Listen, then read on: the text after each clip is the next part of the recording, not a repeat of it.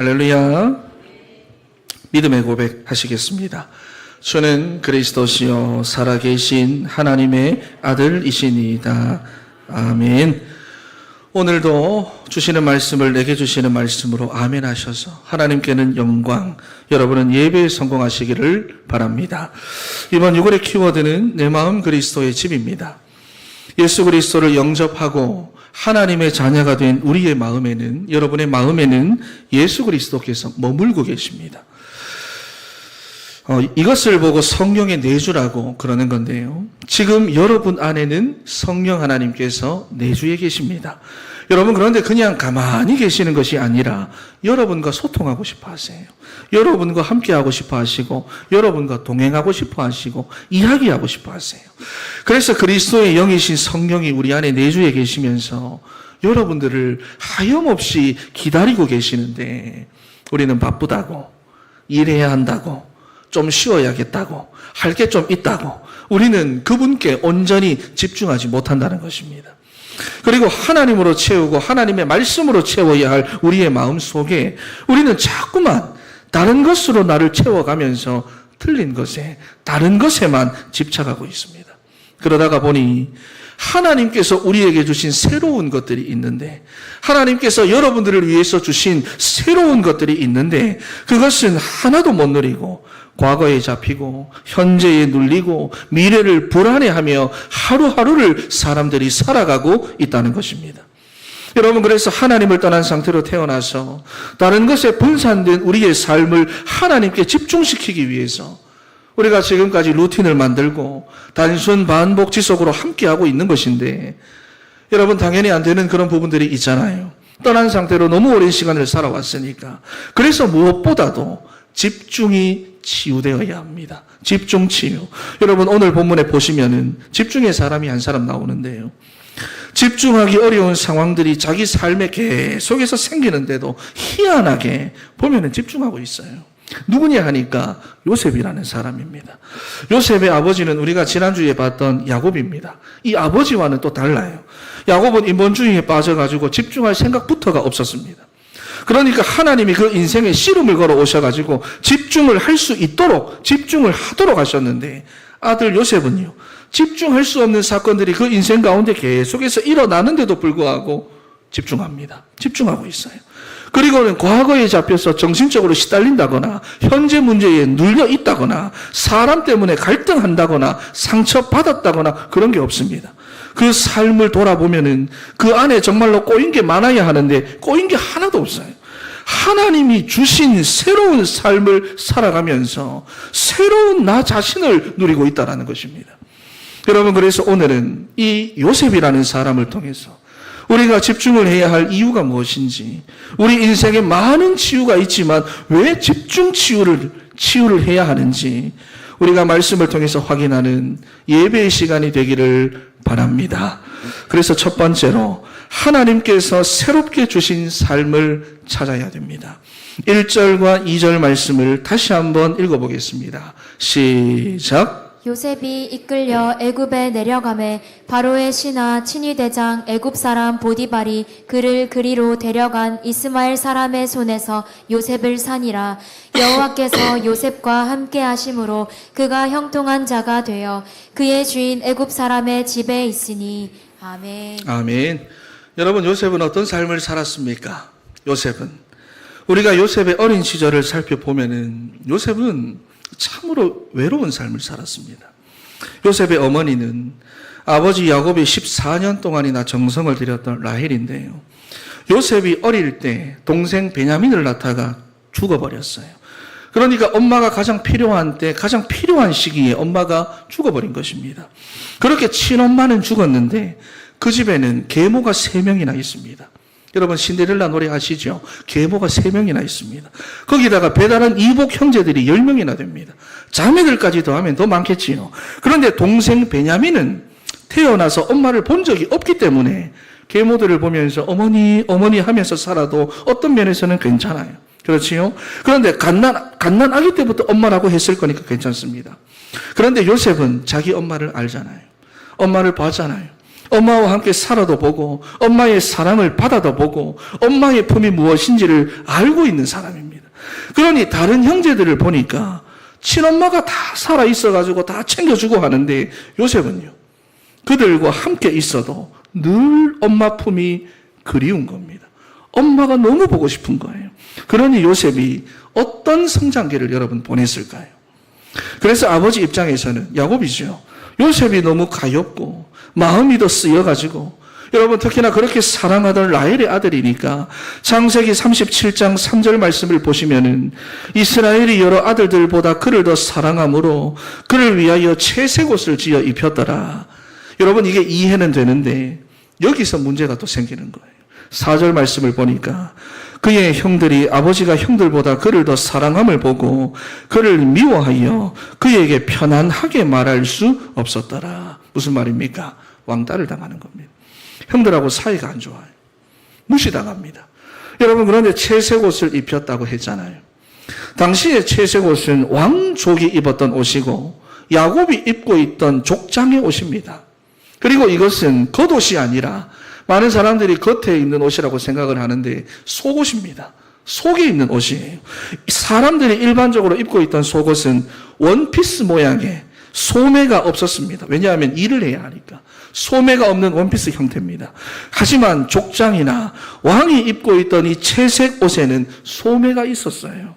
그러니까 어떤 의미인지 여러분 아시겠지요? 형들이 무려 10명이나 있었는데도 요셉을 장자로 대한 것입니다. 그리고 형들은 계속해서 일만 하는데 요셉은 일을 하나도 안 시켰다는 거예요. 거기다가 창세기 37장 2절 말씀을 보니까 아버지가 자기한테 채색 옷을 입혀놨다고 자기도 형들이 잘못하는 것을 아버지한테 가가지고 막 고자질하고 까발리고 들춰내고 가르치려고 하고, 여러분 그러니 요셉을 가만히 보고 있으면은 눈치까지 없습니다. 그러니까 미움받기 딱 좋은 거예요. 그런데 거기서 요셉이 어떠한 꿈을 꾸느냐? 형님들 곡식단이 자기 곡식단을 둘러싸고는 절을 한다는 거예요. 여러분 분위기 파악하고 아무 말 안 하고 있으면 괜찮겠는데 다 말하고 다닙니다. 형님들 곡식단이 내 곡식단이 절을 한다. 보는 사람마다 다 말하고 다닙니다. 그러니까 어떻게 보면은 형들이 여러분 좀 어떻게 보면 꼴사납잖아요. 나이 어린 동생이 꾼 꿈 하나 가지고 막 그렇게 막 하는 것들. 그런데 여러분 동생을 위협하고 죽이려고 구덩이까지 파고 하는 이러한 행동들이 그냥 나온 것이 아니라는 것입니다. 다 이러한 배경들이 있다는 거예요. 그리고 오늘 읽었던 1절 말씀, 요셉이 이끌려 애굽에 내려가매 바로의 신하 친위대장 애굽 사람 보디발이 그를 그리로 데려간 이스마엘 사람의 손에서 요셉을 사니라. 여러분 여기 보니까 사고 판다라고 했는데 요셉이 지금 어떤 상황입니까? 사고 팔리고 있는 물건 취급을 당하는 거예요. 노예 시장에서 여러분 인권 같은 게 어디 있겠습니까? 그러니까 17년 동안 자기 터전에서만 살았는데 우리나라로 치면은 고등학교 1학년입니다. 그러니 여러분 무섭겠지요? 두려웠겠지요? 여러분 그러니까 지금까지의 삶을 돌이켜보면은 일단 성장 환경이 너무 안 좋습니다. 문제가 많은 가정이에요. 그리고 어려서부터 많은 사건들을 겪었는데 무엇보다 너무 외로웠습니다. 사람이 혼자였어요. 그런데 보시면은 이 모든 사건들 속에는 공통점이 있다는 것입니다. 요셉의 삶에 일어났던 모든 일들이 오히려 하나님을 집중하게 만드는 중요한 조건이 되었다는 것입니다. 여러분 이게 무슨 말이냐 하니까 자기의 상황들이 늘 따돌림을 당하다 보니 어찌됐든 간에 아버지 야곱으로부터 전해 들었던 그 말씀에 집중을 하면서 요셉이 임마누엘을 누린 것입니다. 그러니까 사람과 함께하는 시간보다 말씀에 집중하여 하나님과 함께하는 시간을 요셉은 어릴 적부터 더 많이 가졌던 것입니다.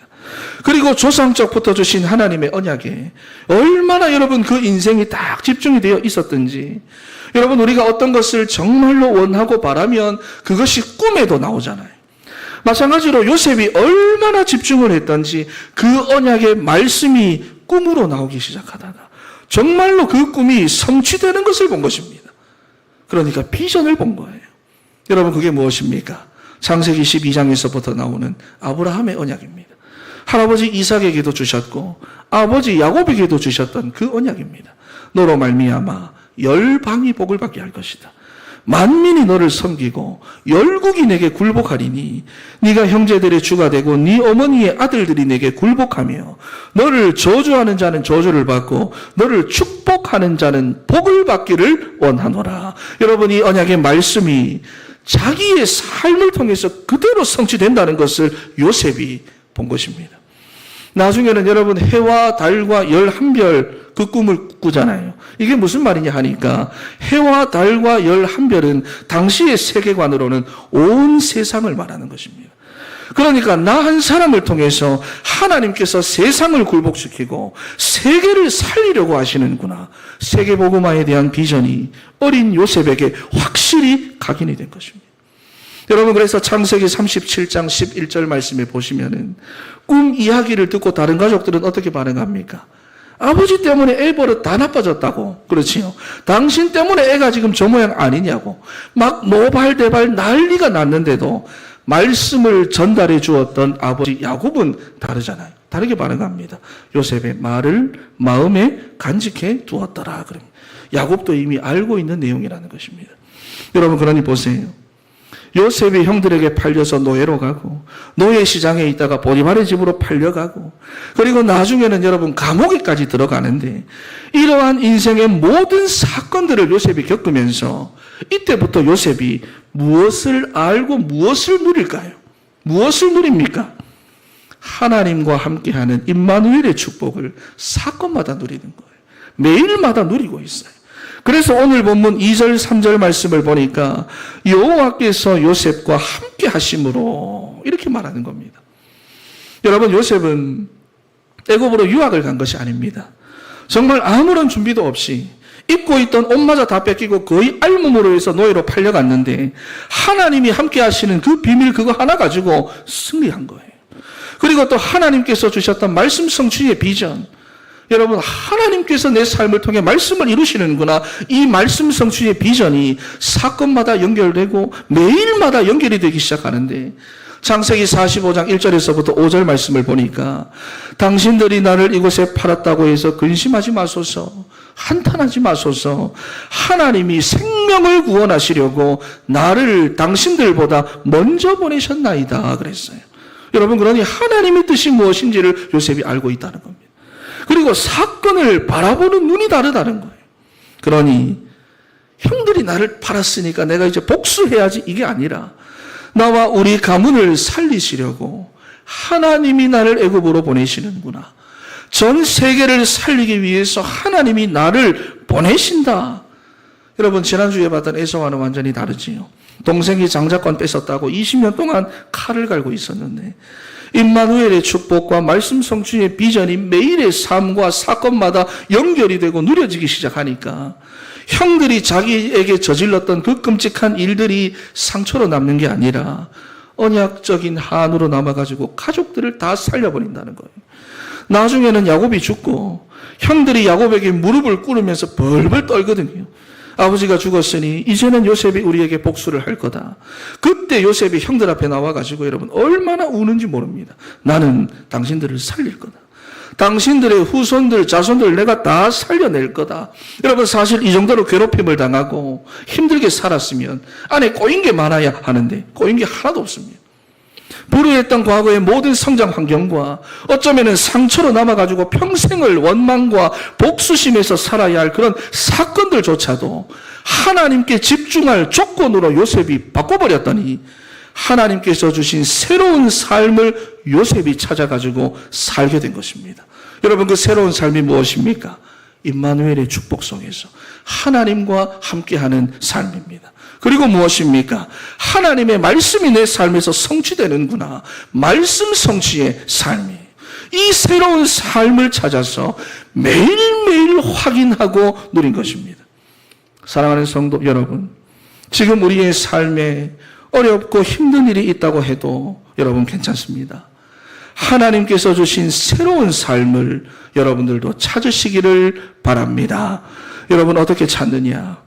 요셉이 불우한 자기의 모든 삶의 환경들을 오히려 하나님께 집중하는 조건으로 바꿔버렸더니 찾아낸 거예요. 그랬더니 발견한 것입니다. 그랬더니 원망투성의 상처투성이의 삶이 아니라 그 삶 가운데 하나님 함께 하시고 그 삶으로 말씀의 성취가 이루어지는 복된 삶을 살아가게 된 것입니다. 여러분, 그래서 요셉을 보면은 상처가 하나도 없습니다. 꼬인 게 없어요. 사람을 누구를 만나도 갈등할 게 없습니다. 여러분도 불우한 환경과 어려운 삶의 조건에 그 조건에 집착하지 마시고 모든 환경들을 하나님께 집중하는 조건으로 바꾸시기를 바랍니다. 할렐루야. 그래서 하나님이 주시는 새로운 삶으로 임마누엘의 삶, 말씀 성취의 삶을 발견하여 회복되고 치유되고 온전하게 되는 생명의 성령의 역사가 여러분 개인으로부터 여러분 삶의 각처로 전달되기를 주 예수 그리스도의 이름으로 축원합니다. 두 번째로 하나님께서 주신 새로운 나 자신을 찾으시기를 바랍니다. 우리 3절 말씀 한번 읽어보겠습니다. 3절 시작. 그의 주인이 여호와께서 그와 함께 하심을 보며 또 여호와께서 그의 범사에 형통하게 하심을 보았더라. 아멘. 2절부터 다시 보면은 여호와께서 요셉과 함께 하심으로 그가 형통한 자가 되어 애굽 사람의 집에 있었다. 여러분, 그러니까 형통한 자가 되고 나니까 형통한 삶이 따라 나오는 거예요. 내가 형통한 삶을 살아야지가 아닙니다. 형통한 자가 되고 나니까 형통한 삶이 따라 나오는 거예요. 여러분, 형통한 자가 되시기를 바랍니다. 옆에 계신 분들에게 형통한 자가 되세요. 시작. 네, 여러분 형통한 자가 다 되시기를 바랍니다. 여러분, 그렇다면은 형통이 무엇입니까? 형통. 사람들은 일반적으로 형통이라고 했을 때 잘 되는 것 떠올립니다. 그렇지요. 내가 건강하고 하는 일이 잘 되고 자녀들이 막 성공하고 이렇게 성공 이꼬르 형통, 이런 공식을 가지고 사람들은 형통이라는 단어를 생각합니다. 그래서 우리가 요셉을 볼 때도 형통이라는 개념을 세상적인 개념으로 이해를 하고 요셉을 바라보는데, 요셉이 노예로 갔지만 그 보디발의 집에 가가지고 가정 총무가 되었다더라.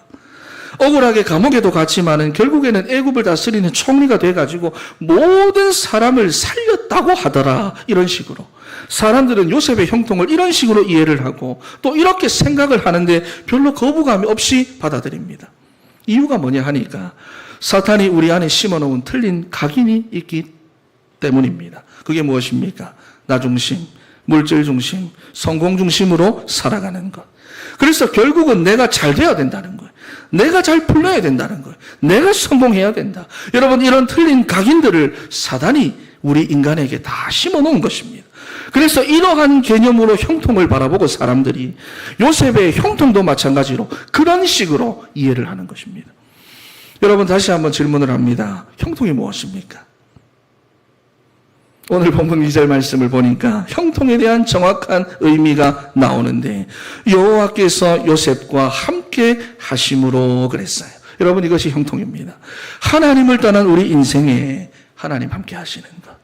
하나님을 떠나서 모든 문제가 시작된 우리의 인생에 하나님이 함께 하시는 것. 부모를 잃어버린 고아가 다시 부모님을 만나가지고 함께 살게 된 것. 이게 형통입니다.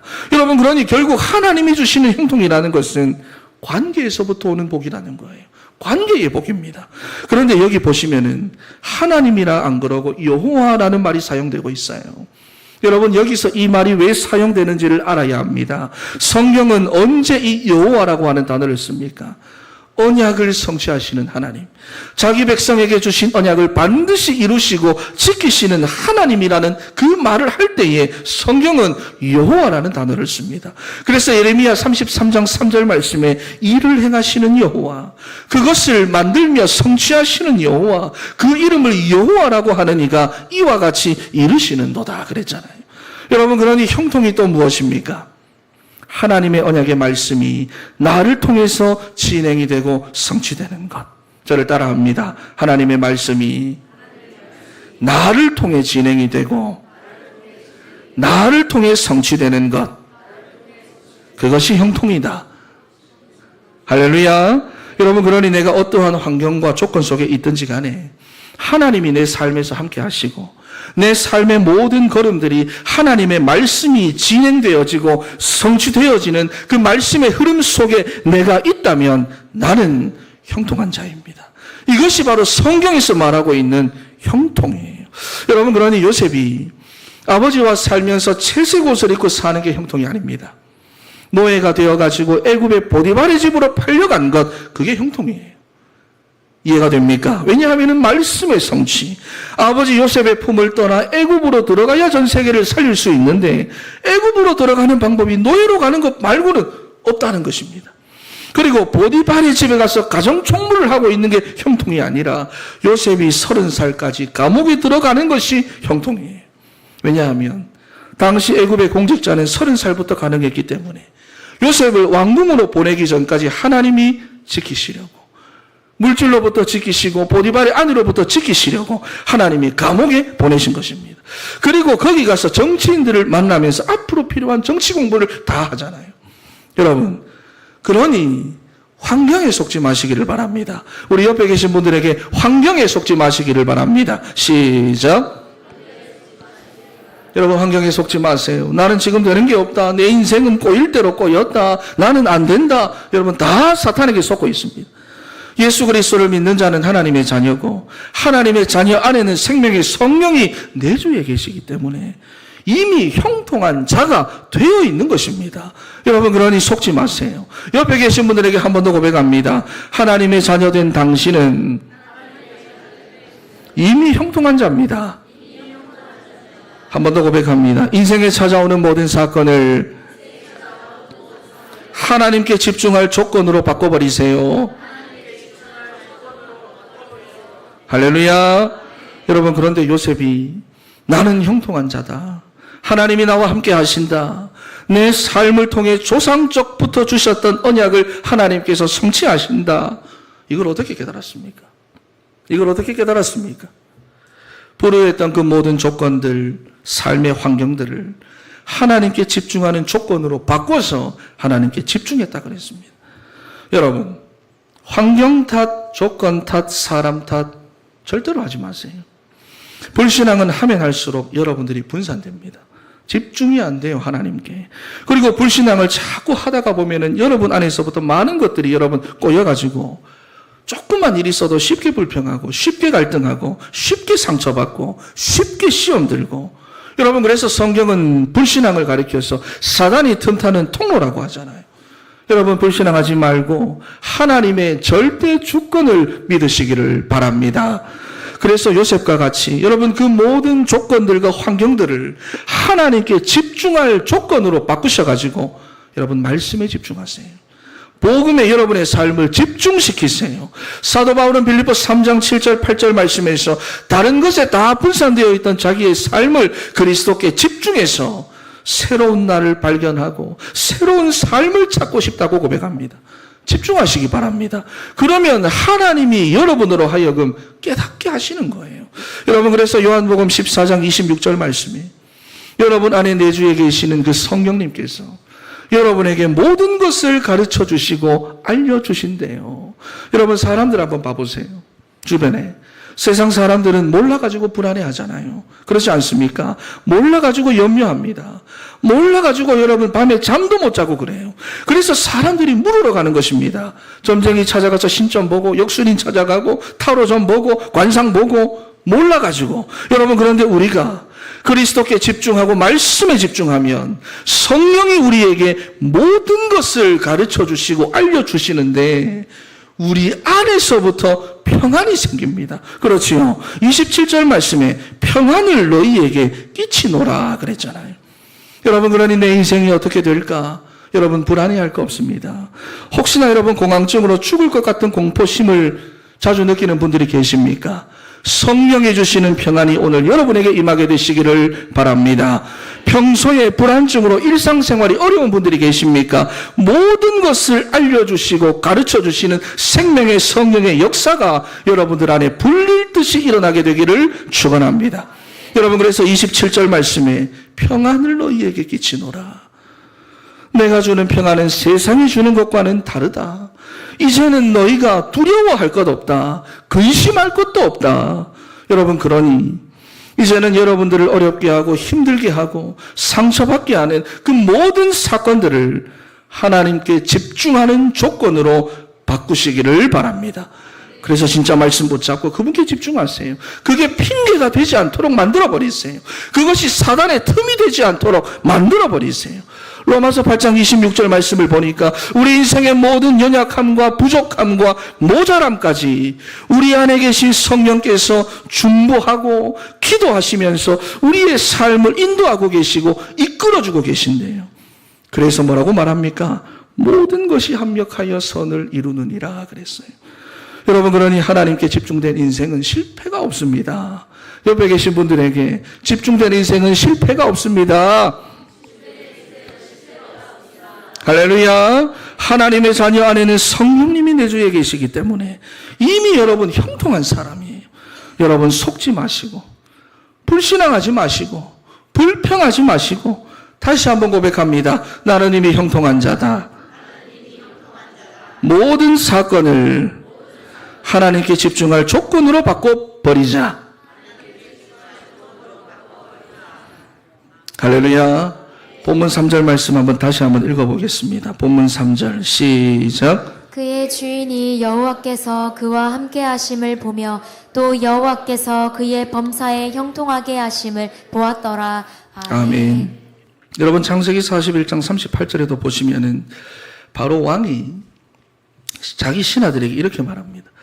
이와 같이 하나님의 영에 감동된 사람을 우리가 어디서 찾을 수가 있겠느냐? 무슨 말입니까? 증거가 나타난다는 거예요. 증거가 나타난다는 것입니다. 보디발이 여러분 이렇게 보고 있으니까 요셉이 보니까 다른 종들과는 다른 거예요. 3절 말씀을 보니까 다시 여호와께서 그와 함께 하심을 보았고 그의 범사에 형통하게 하심을 보았다 그랬어요.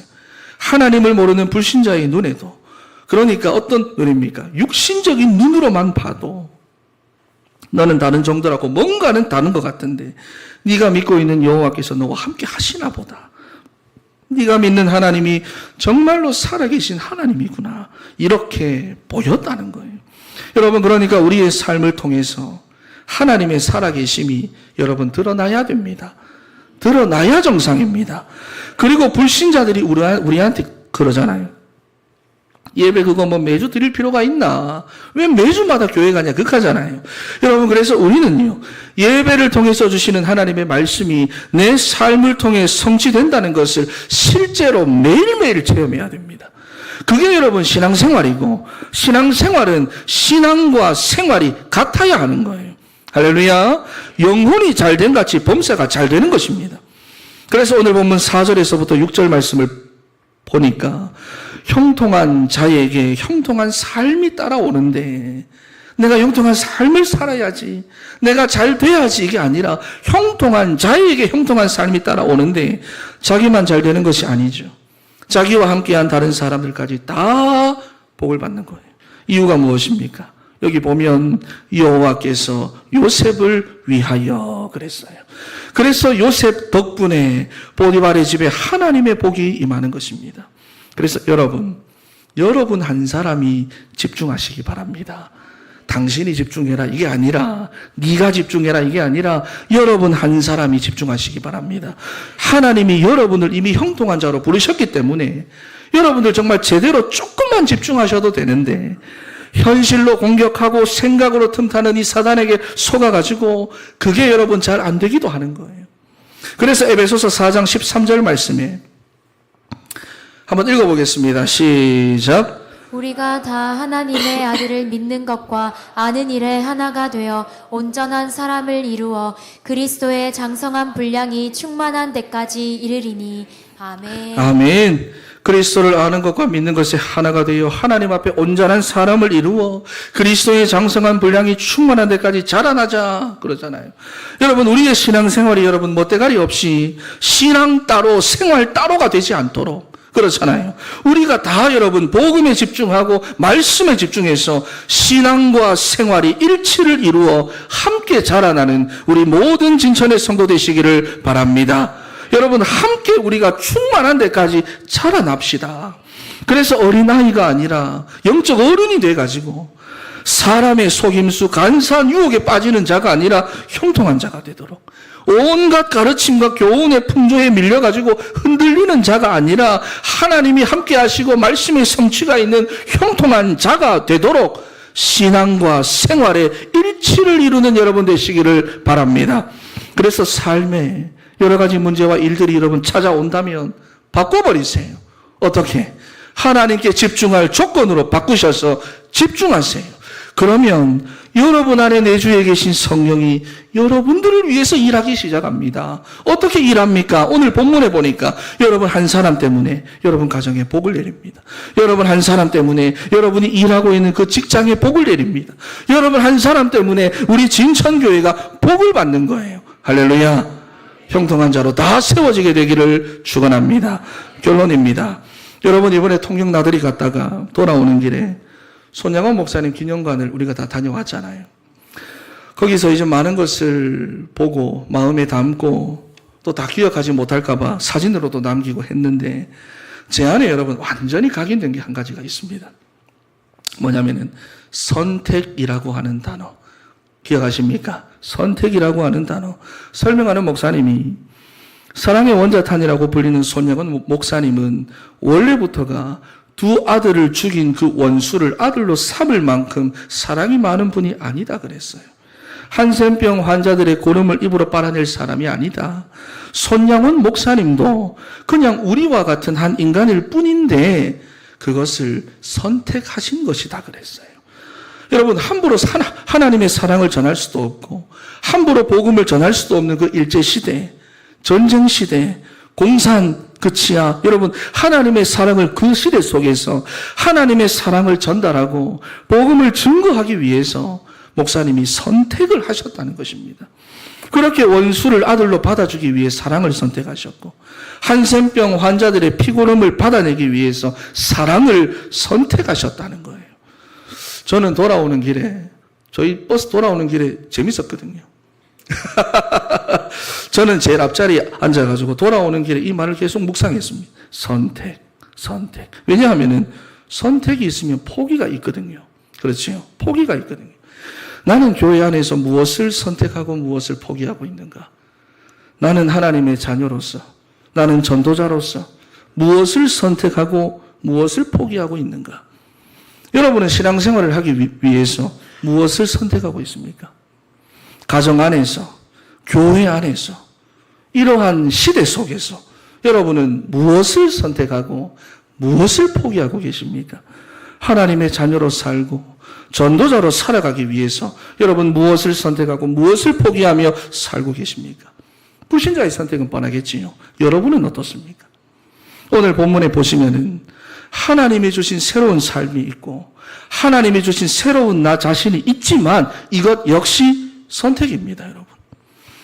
내가 하나님께 집중하겠다. 내가 하나님과 정말로 교제하겠다. 이것도 여러분 역시 선택입니다. 주어진 일에 최선을 다하며 육신적으로 살아가는 10명의 형들처럼 말씀은 잊어버리고 예배는 잊어버리고 아버지로부터 전해드렸던 그 언약의 말씀은 잊어버리고 임마누엘의 축복 없이 자기의 노력으로 살아갈 것인가? 이것도 역시 선택입니다. 아니면 그 한 명의 요셉처럼 그리스도께 집중하기로 선택하여 하나님이 주시는 새로운 삶과 새로운 나 자신을 발견할 것인가? 그래서 임마누엘의 축복 속에서 말씀 성취를 확인하고 체험하는 삶을 살아갈 것인가? 이것도 선택입니다, 여러분. 하나님의 자녀와 전도자로서 여러분 선택하시기를 바랍니다. 그래서 요셉처럼 그리스도께 집중하는 선택을 하셔서 형통한 자로 형통한 삶을 살아가는 우리 진천의 모든 성도 여러분 다 되시기를 축원합니다. 마지막으로 한 번만 더 고백합니다. 하나님이 주신 새로운 삶과 새로운 나 자신을 발견합시다. 기도하겠습니다. 하나님 감사합니다.